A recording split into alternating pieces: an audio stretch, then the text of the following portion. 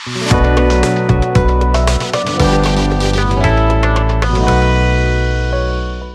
Students, आज हम second unit का जो चैप्टर है डिमांड, डिमांड क्या है, what are the factors which affect the demand, demand का क्या होता है, लो डिमांड क्या होता है, movement and shifting of a demand का क्या होता है, ये सब आज हम डिस्कस करेंगे। तो उसको डिस्कस करने से पहले हम एग्जांपल लेते हैं।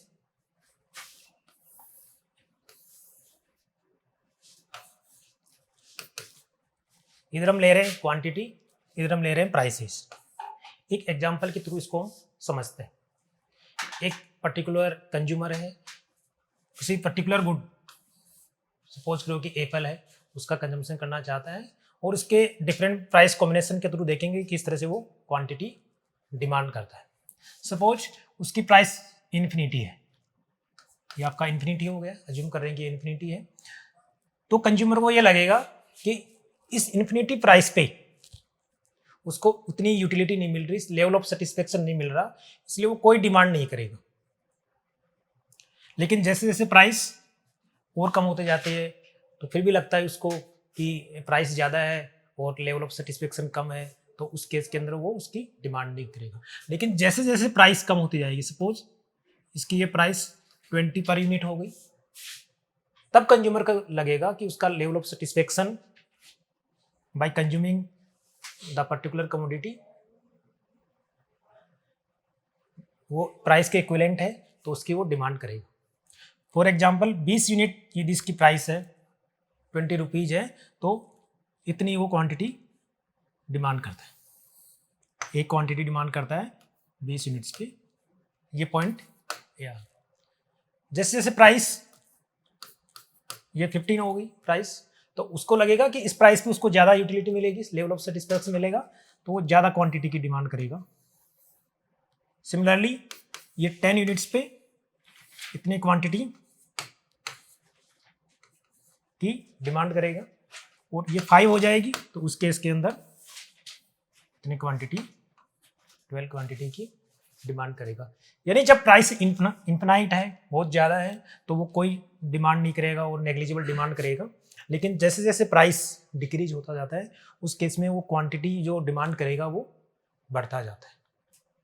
इसके थ्रू इसको हम एक डिमांड शेड्यूल के थ्रू इसको समझ सकते हैं कि जैसे प्राइस इधर हम ले रहे हैं प्राइस और इधर क्वांटिटी डिमांडेड, ये कॉम्बिनेशन। जब प्राइस क्या है,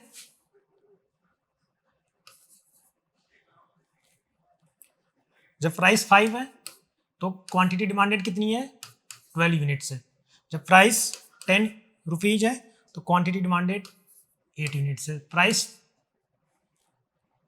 15 है तो उस केस में क्वांटिटी डिमांडेड कितनी है, 5 units.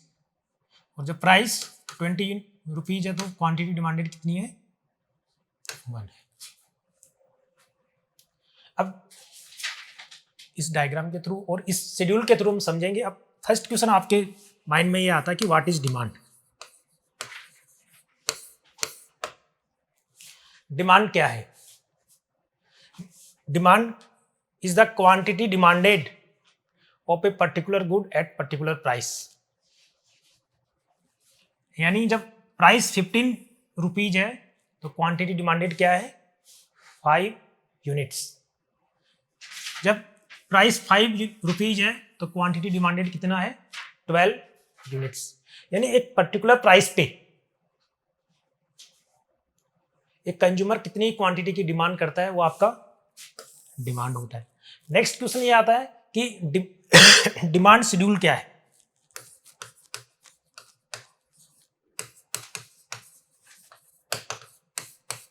What is the demand schedule? Demand schedule क्या है, प्राइस और क्वांटिटी के डिफरेंट कॉम्बिनेशंस को रिप्रेजेंट करता है डिमांड शेड्यूल। ये डिफरेंट कॉम्बिनेशन,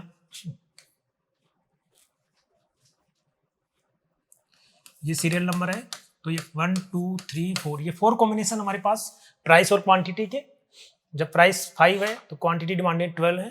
जब प्राइस 10 है क्वांटिटी 8 है। जब प्राइस 15 है क्वांटिटी डिमांडेड 5 है। जब प्राइस 20 है उस केस में क्वांटिटी डिमांडेड 1 है। यानी प्राइस और क्वांटिटी के डिफरेंट कॉम्बिनेशंस को रिप्रेजेंट करता है वो आपका डिमांड शेड्यूल होता है। डिमांड क्या होता है? किसी पर्टिकुलर प्राइस पे कितनी क्वांटिटी डिमांड कर रहा है कंज्यूमर, वो डिमांड होता है। और डिमांड शेड्यूल क्या होता है? प्राइस और क्वांटिटी के डिफरेंट कॉम्बिनेशन को रिप्रेजेंट करते हैं, उसको डिमांड शेड्यूल कहते हैं। अब इस डायग्राम पे फिर से आते हैं। ये आपको समझ में आ गया कि डिमांड क्या होता है, डिमांड शेड्यूल क्या होता है। अब इस लाइन को, इन पॉइंट को हम ड्रॉ करते हैं, A B C D E. तो आप देखेंगे कि इस तरह का कर्व आपके सामने आता है, यानी there is a inverse relationship between price and quantity demanded. जो ये डिफरेंट कॉम्बिनेशन है। ए पॉइंट है जहाँ पे प्राइस 20 है, क्वांटिटी डिमांडेड 1 है। बी पॉइंट पे प्राइस 15 है, क्वांटिटी डिमांडेड 5 है। सी पॉइंट पे प्राइस 10 है, क्वांटिटी डिमांडेड 8 है। डी पॉइंट पे प्राइस 5 है, क्वांटिटी डिमांडेड 12 है।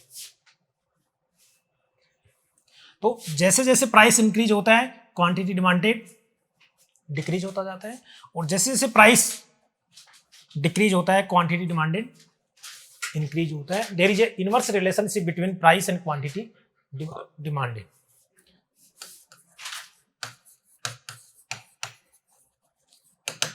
लो ऑफ डिमांड क्या होता है? There is a inverse relationship between price and quantity demanded provided that other things remains constant.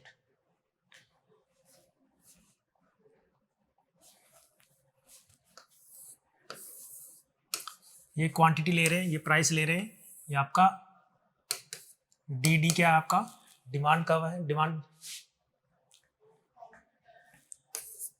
अब एक इंपॉर्टेंट कंसेप्ट आता है कि आपने ये तो बता दिया कि there is a inverse relationship between price and quantity demanded, लेकिन there are so many factors which affects the demand of a particular commodity.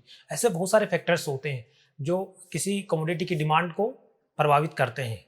उनमें से एक अभी हमने जो सिंप्लिसिटी के लिए एज्यूम किया है कि प्राइस ही एक ऐसा फैक्टर है जिसको अफेक्ट करता है, लेकिन ऐसे बहुत सारे फैक्टर्स हैं जो किसी कमोडिटी की डिमांड को प्रभावित करते हैं, जिनमें प्राइस हुआ, इनकम ऑफ द कंज्यूमर हुआ, price of the related goods हुआ, टेस्ट एंड प्रेफरेंसेज, सीजन, ऐसे बहुत सारे फैक्टर्स हैं। तो हमने ये एज्यूम किया है कि अदर थिंग्स रिमेन कांस्टेंट। जब हम लो ऑफ डिमांड को डिस्कस कर रहे हैं तो ये अज्यूम करते हैं कि अदर थिंग्स रिमेन कांस्टेंट, यानी income of the consumer constant रहती है, price of the related goods constant रहती है, टेस्ट एंड प्रेफरेंसेस कांस्टेंट रहते हैं, सीजन कांस्टेंट रहता है। यानी जो एक्सोजेनियस वेरिएबल है, जो आउट ऑफ द मॉडल है, उनको हम कांस्टेंट मानते हैं, जिसे कहते हैं इकोनॉमिक्स में सेटेरस पेरिवस का रूल ऑफ सेटेरस पेरिवस यानी the other things remain constant.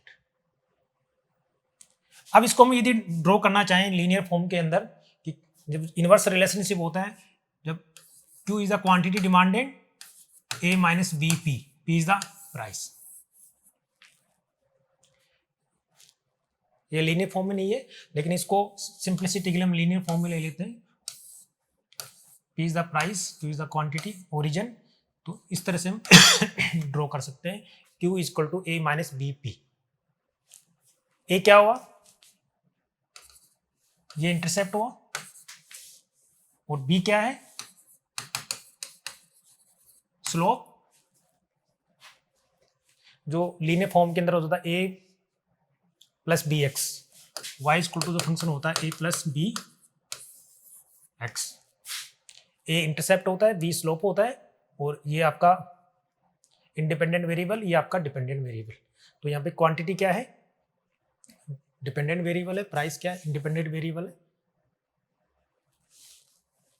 तो इस तरह से हम इसको रिप्रेजेंट कर सकते हैं। जैसा कि हमने डिस्कस किया कि ऐसे बहुत सारे फैक्टर्स होते हैं जो किसी कमोडिटी की डिमांड को अफेक्ट करते हैं, तो उन फैक्टर्स को फंक्शन के फॉर्म में हम डिस्क्राइब कर सकते हैं।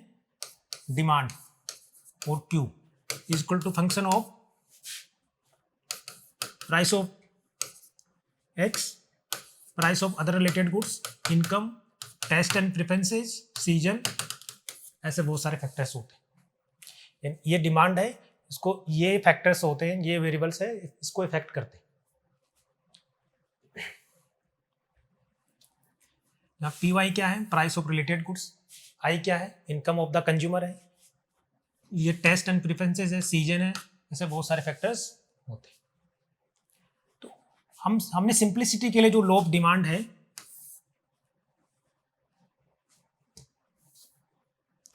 के अंदर ये ज्यूम किया गया है कि प्राइस के अलावा बाकी सारे जो वेरिएबल्स हैं वो रिमेन कांस्टेंट, जिसको सेटेरिस पेरिबस भी कहा जाता है।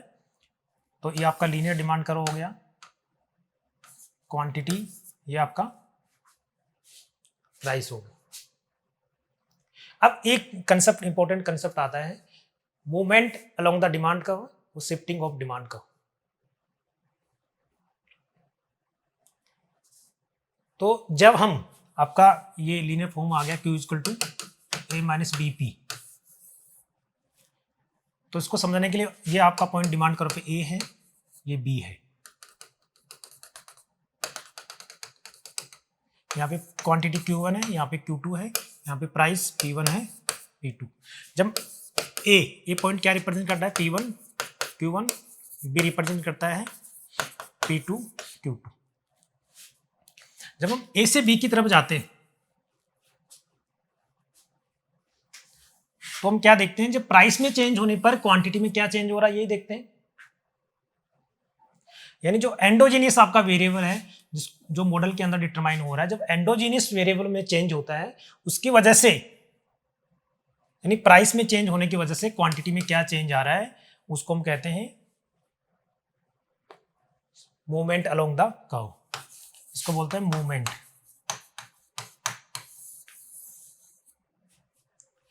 यानी आप डिमांड कर्व पे चल रहे हैं और जो चेंजेज आ रहा है वो प्राइस में चेंज होने की वजह से आ रहा है, जो आपका एंडोजीनियस वेरिएबल है, तो उसकी वजह से जो चेंज आता है उसको कहते हैं movement along the demand curve. अब नेक्स्ट जो कंसेप्ट आता है कि शिफ्टिंग। अब शिफ्टिंग कैसी होगी, जब प्राइस के अलावा जो भी वेरिएबल्स हैं उनमें चेंज होने की वजह से जो चेंज आता है उसको कहते हैं shifting of the demand curve. कि इनको मैंने ये ज्यूम किया था कि other variables remain constant ceteris paribus, जब इनमें कोई चेंज आता है, कंज्यूमर का इनकम इंक्रीज होता है, डिक्रीज होता है, या price of related goods increase होती है, डिक्रीज होती है, टेस्ट एंड प्रेफरेंसेस चेंज होते हैं, तो उस केस में जो डिमांड कर्व में चेंज आता है उसको कहते हैं shifting of the demand curve. कैसे डिस्क्राइब करेंगे इसको हम, ये आपका डिमांड कर्व है, तो प्राइस को तुम क्या मान रहे हैं, फिक्स मान रहे हैं, कांस्टेंट मान रहे हैं, और income of the consumer increase कर रहे हैं। जब कंज्यूमर का इनकम इंक्रीज होगा तो क्या होगा, उसी प्राइस पे ज्यादा क्वांटिटी कंज्यूम करेगा यदि इनकम इंक्रीज होता है, और जब इनकम डिक्रीज होगा उस केस में क्या होगा,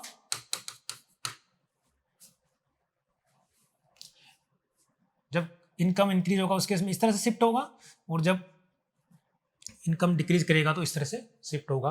तो इस तरह से यानी जो प्राइस के अलावा जो भी वेरिएबल्स है उनमें भी चेंज आता है, तो उसकी वजह से जो चेंज आएगा डिमांड कर्व के अंदर उसको कहते हैं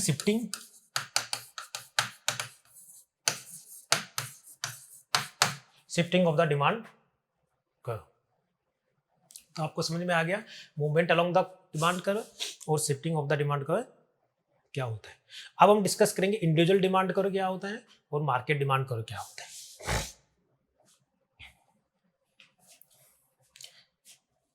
मान लिया कि there are two consumers in the market, दो कंज्यूमर हैं, वो किसी पर्टिकुलर कमोडिटी का कंजम्पशन कर रहे हैं, कंज्यूमर ए है और कंज्यूमर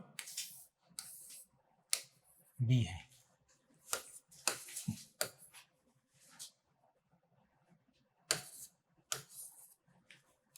अब एक कंज्यूमर ए का शेड्यूल क्या है, इसको हम डिस्क्राइब कर देते हैं। ये वर्ड प्राइस ले रहे हैं हम, इधर ले quantity demanded by consumer A, quantity demanded by consumer B.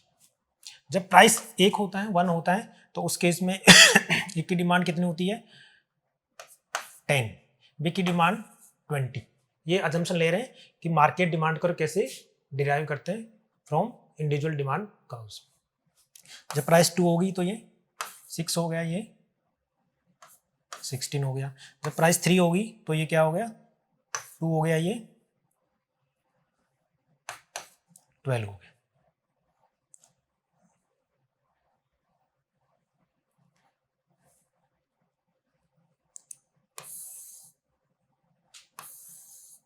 क्या हो गया? तो ये हमने ले रहे हैं कि ये प्राइस 1 है, ये 2 है, ये 3 है, 1 2 3 है। तो कंज्यूमर ए की डिमांड कितनी है? 10 है, 1 पे 10 है, 2 पे 6 है और 3 पे 2 है। ये आपका डी डैश ए, ये कंज्यूमर ए का डिमांड करवाया गया। कंज्यूमर बी का डिमांड करके कैसे निकालेंगे? यहाँ पे 20 है, इसके करस्पॉन्डिंग 2 पे कितनी है? 16 है और 1 पे क्या है?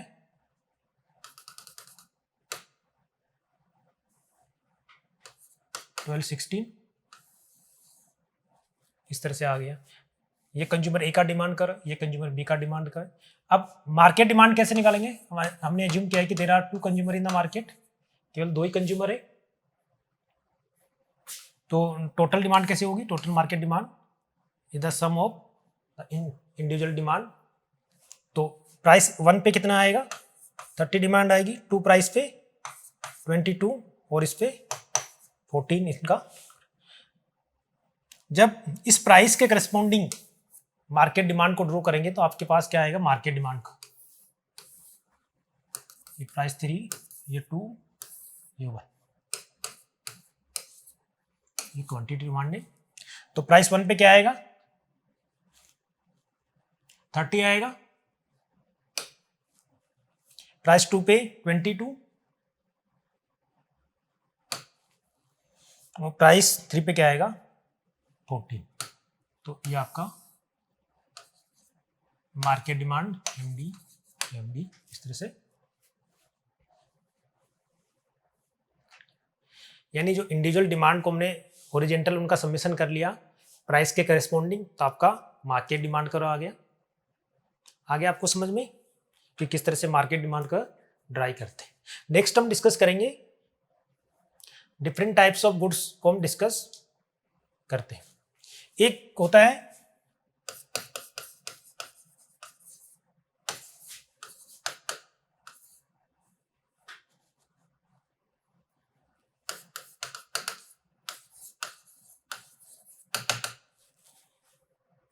Normal and given goods. अभी हमने ये डिस्कस किया कि there is a inverse relationship between quantity demanded and price of a commodity. यानी इनवर्स रिलेशनशिप होता है, जब प्राइस इंक्रीज होगी तो क्वांटिटी डिमांडेड डिक्रीज होगी, जब प्राइस डिक्रीज होगी तो क्वांटिटी डिमांडेड इंक्रीज होगी। यानी इनवर्स रिलेशनशिप होता है, quantity is inversely related to price. लेकिन कुछ गुड्स ऐसी होती हैं जिनके केस में ऐसा नहीं होता है। उनके केस में क्या होता है? There is a positive relationship between price and quantity demanded. इस तरह का डिमांड कर्व आता है, यानी क्वांटिटी प्राइस और क्वांटिटी डिमांड के बीच क्या है? पॉजिटिव रिलेशन होता है, उनको गिवन गुड्स कहा जाता है। एक ये कंसेप्ट हो गया। एक नेक्स्ट जो कंसेप्ट है कि नॉर्मल एंड इंफीरियर गुड्स।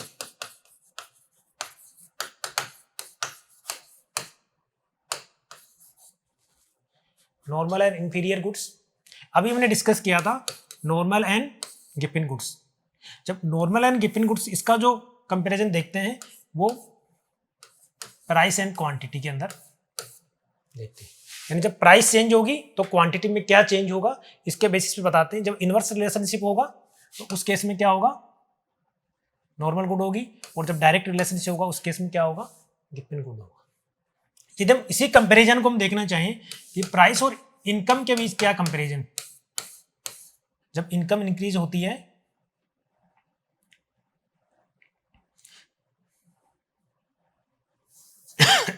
यदि इसी कंपैरिजन को देखना चाहिए क्वांटिटी और इनकम के रिस्पेक्टिव में, तो नॉर्मली ये ज्यूम किया जाता है कि जैसे जैसे इनकम इंक्रीज होगी तो क्या होगा? क्वांटिटी डिमांडेड इंक्रीज होगी। यानी direct relationship between quantity and income of the consumer, यानी इनकम इंक्रीज होगी तो क्वांटिटी डिमांडेड भी इंक्रीज होगी, इनकम डिक्रीज होगी तो क्वांटिटी डिमांडेड भी इंक्रीज होगी। तो ऐसे गुड्स को बोलते हैं नॉर्मल गुड्स। लेकिन कुछ गुड्स ऐसी होती हैं जिनको इंफीरियर गुड्स कहा जाता है। इंफीरियर गुड्स के अंदर क्या होता है, there is a negative relationship between, inverse relationship between income and quantity demanded, यानी इनकम इंक्रीज होगी तो क्या होगा, क्वांटिटी डिमांडेड डिक्रीज हो जाएगी, इनको कहते हैं गिपिन गुड्स। तो नॉर्मल और गिपिन गुड्स का जो कंपैरिजन करते हैं वो प्राइस और क्वांटिटी के टर्म्स में करते हैं, और नॉर्मल और इंफीरियर का जो केस डिस्कस करते हैं वो क्वांटिटी और इनकम के केस में डिस्कस करते हैं। स्टूडेंट्स, अब हम डिस्कस करेंगे इलास्टिसिटी। इलास्टिसिटी क्या होता है,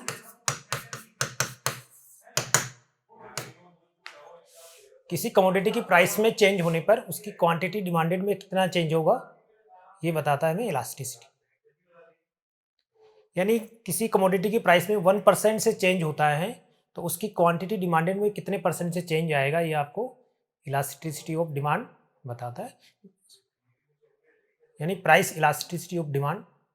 तीन तरह की इलास्टिसिटी होती हैं, price elasticity of demand, income elasticity of demand and cross elasticity of demand. आपके सिलेबस में प्राइस इलास्टिसिटी ऑफ डिमांड है तो उसी को हम डिस्कस करें। ईडी से रिप्रेजेंट करें प्राइस इलास्टिसिटी ऑफ डिमांड, यानी परसेंटेज चेंज इन प्राइस और percentage change in quantity. Price में 1% से चेंज होने पर क्वांटिटी डिमांड में कितने परसेंट से चेंज होगा ये आपका बताता है प्राइस इलास्टिसिटी ऑफ डिमांड। अब इसको लिखें, percentage change in delta Q by Q into 100, ये परसेंटेज चेंज इन क्वांटिटी, और यहाँ पे लिखेंगे percentage change in price del P upon P into 100। तो क्या है आपका elasticity of demand, delta Q by Q P by delta T. इसको इस तरह से लिख सकते हैं, delta Q by delta P into,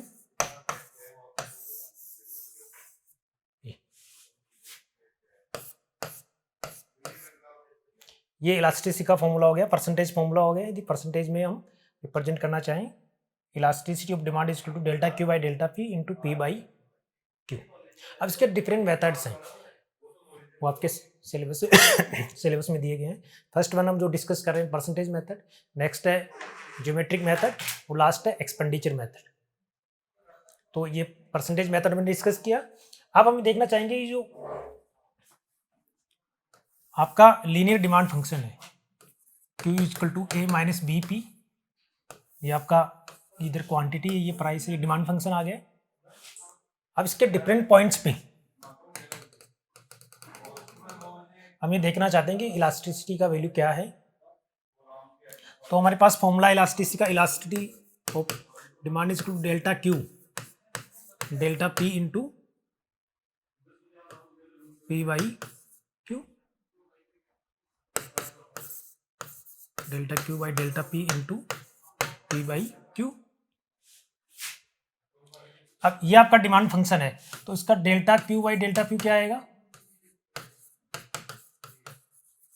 slope of demand का, इसका स्लोप हो गया। और ये हमारा जो लीनियर डिमांड का हुआ इसका स्लोप क्या आ जाएगा, B is the slope. B is the slope हो तो इलास्टिसिटी का फॉर्मूला क्या हो जाएगा,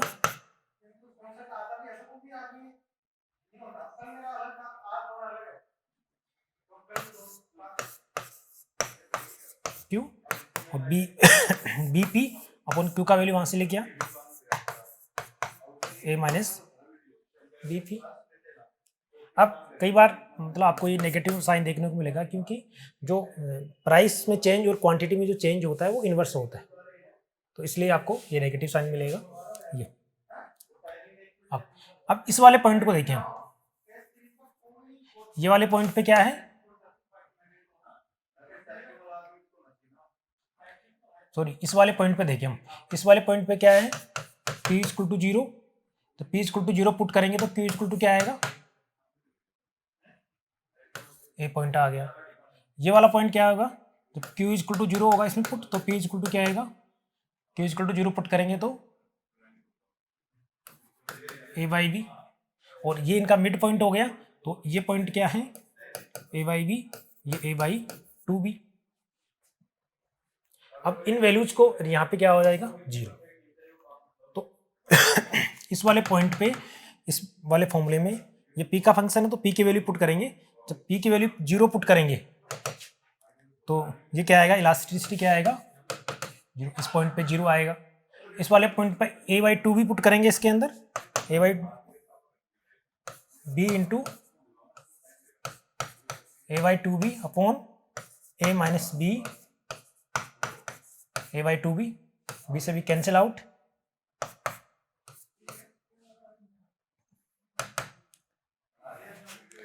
तो क्या बन जाएगा, a by 2 upon a by 2, एक बन गया। इस पर इलास्टिसिटी क्या आएगी, 1। और इस पे, इस वाले पॉइंट पे जब p क्या है, a बाई बी है, तो a बाई बी यहाँ पे रखेंगे तो क्या बन जाएगा, 0 बन जाएगा डिनोमिनेटर, तो इलास्टिसिटी क्या आएगी, इन्फिनाइट। यानी एक तरह से इसको हम समराइज करें कि लीनियर डिमांड का है, उसके डिफरेंट पॉइंट्स पर प्राइस इलास्टिसिटी ऑफ डिमांड क्या होता है। इस वाले पॉइंट पे क्या होगा, 0, जो मिड पॉइंट है,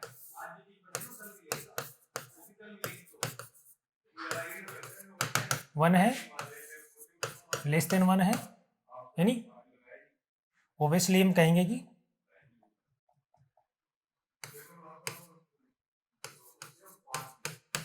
जीरो से 1 के बीच में है, यहाँ पे ग्रेटर देन 1 है, और यहाँ पे इनफाइनाइट है।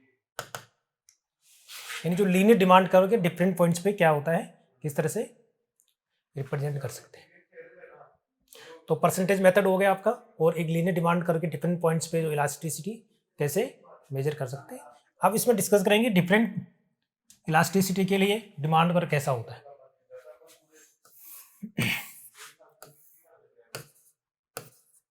इलास्टिसिटी का फॉर्मूला क्या लिखा था हमने, delta Q by delta P into P by Q. Elasticity में बेसिकली हम देखते हैं कि प्राइस में चेंज होने पर क्वांटिटी डिमांड में कितना चेंज आएगा। अब यहाँ पर प्राइस P1 है तो क्वांटिटी Q है, प्राइस P2 है तो क्वांटिटी Q है। यानी प्राइस में चेंज होने पर क्वांटिटी में कोई चेंज नहीं आ रहा, it means elasticity of demand क्या है, 0 है। यानी प्राइस में कितना भी आप चेंज करो, क्वांटिटी डिमांड में कोई चेंज नहीं आ रहा। Elasticity of 0 it mean inelastic demand का हो।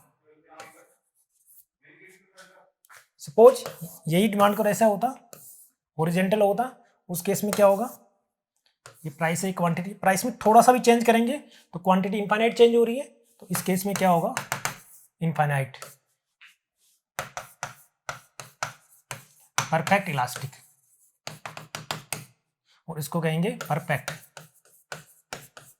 परफेक्ट इनइलास्टिक जब 0 होगा, इसको कहेंगे परफेक्ट इलास्टिक जब इनफाइनाइट होगा। जो नेक्स्ट जो केस है,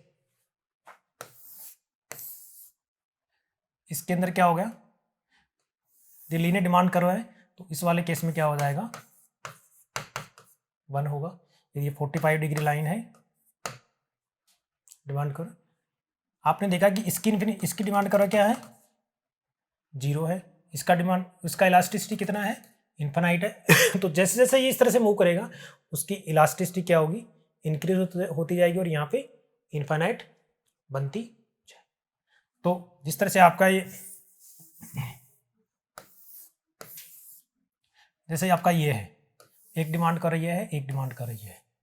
अब ये इसकी इलास्टिसिटी E1 है, इसकी E2 है। आपको ये पता करना है कि किसकी इलास्टिसिटी ज़्यादा है, E1 is greater than E2 और E2 is greater than E1। अब इस वाले जो डिमांड करेगी इलास्टिसिटी क्या होती है, 0 होती है, और इस वाले की इन्फानाइट। तो जैसे जैसे ये ऐसे होता जाएगा, उसकी इलास्टिसिटी बढ़ती जाएगी। तो ये इलास्टिसिटी फॉर और ये, तो E1 क्या होगी, ग्रेटर देन E2। तो ये आपका परसेंटेज मेथड हो गया। अब हम डिस्कस करेंगे ज्योमेट्रिक मेथड। ज्योमेट्रिक मेथड में क्या होता है,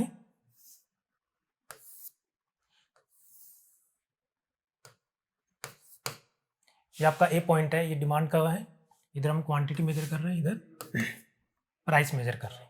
यानी किसी पर्टिकुलर पर हम फाइंड आउट करना चाहते हैं, हम ये एक तरह से डिराइव करेंगे कि जो ई पर इलास्टिसिटी है वो क्या होगी, ये ए बी है और ये सी है, तो ए बी बाई ए सी, ये ज्योमेट्रिक मेथड के अंदर हम डिराइव करेंगे कि किसी पॉइंट पर, सपोज ए पॉइंट पर, तो ए पॉइंट पर जो इलास्टिसिटी होगी वो lower segment upon upper segment, यानी लोअर सेगमेंट और अपर सेगमेंट का रेशियो होगी। मान लो इसी पॉइंट पे, ए पॉइंट पे हम, ये क्यू नोट है, क्यू वन है, सॉरी इसको हम लिख लेते हैं पी नोट। जब क्वांटिटी चेंज हो जाती है उस केस में प्राइस भी चेंज हो जाएगी, पी वन क्यू वन। तो ए पॉइंट पर इलास्टिसिटी क्या होगा, delta Q into P by Q, delta Q upon delta P कितना है, ये चेंज इन क्वांटिटी, ये चेंज इन प्राइस, तो क्या होगा Q note Q one upon P note P one into P by Q. और इनिशियल पी बाई क्यू क्या है,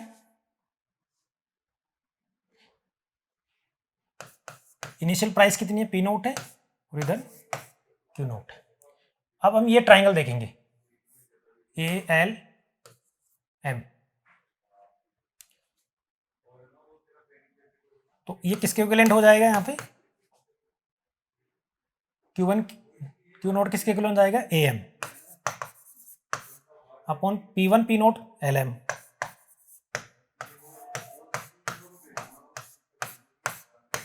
ये हो जाएगा A M by L M, तो A M by L M. अब आप ट्राइंगल देखेंगे ए एल एम और triangle C P naught A, ये वाला ट्राइंगल और ये वाला ट्राइंगल सिमिलर ट्राइंगल है, तो ए एम और एल एम को क्या लिख सकते हैं, A M divided by L M is equal to P naught A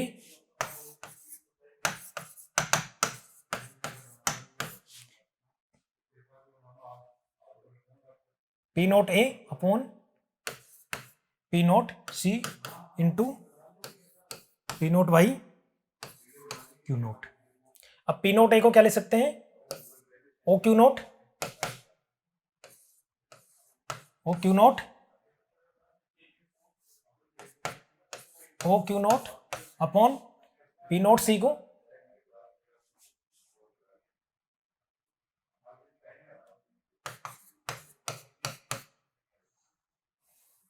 P naught को क्या लिख सकते हैं, ओ P naught into O Q naught, cancel out, ये क्या बन जाएगा,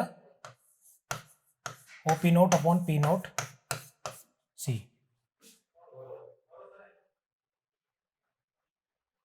O P naught upon P naught C.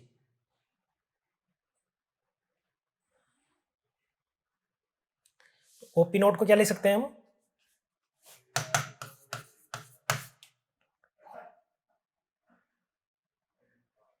A Q naught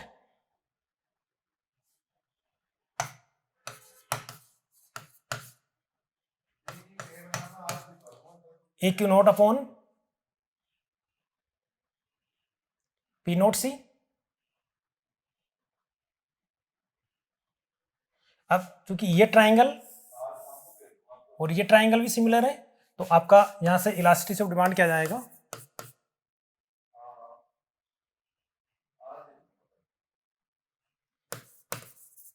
A B upon इसी, ये आपका ज्योमेट्रिक मेथड होता है। यानी किसी डिमांड करके किसी पॉइंट पे जो इलास्टिसिटी होती है वो लोअर सेगमेंट और अपर सेगमेंट का रेशियो होता है, ये आपका ज्योमेट्रिक मेथड हो गया। नेक्स्ट हम डिस्कस करेंगे एक्सपेंडिचर मेथड।